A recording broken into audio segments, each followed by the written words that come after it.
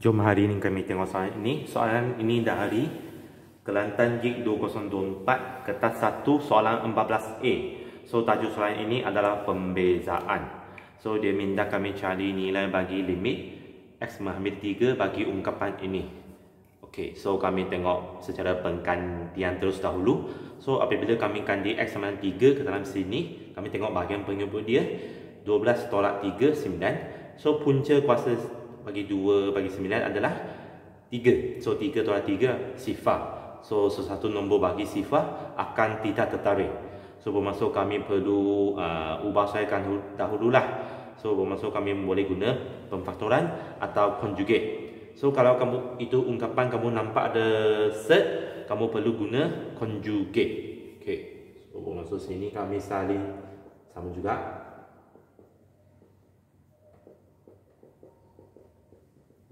Okey, kami perlu darab dengan conjugate dia. Okey, conjugate dia kami tengok di mana set dia berada. So, bermaksud kami darab dengan conjugate dengan ini lah. So, conjugate dia adalah 3 tambah. Kami ubah tanda di tengah tu saja.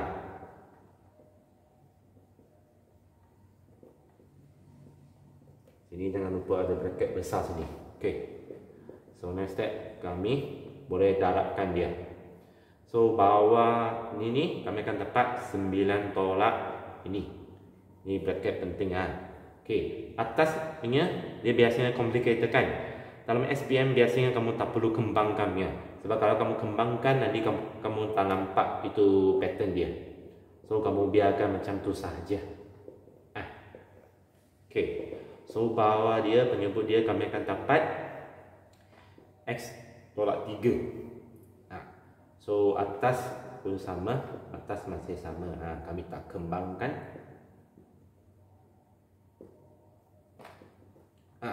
So di step ini kamu nampak tak? Sekarang dia ada seperti yang sama dah. So sini akan dimansuhkan. So dia hanya akan tinggal seperti ini saja.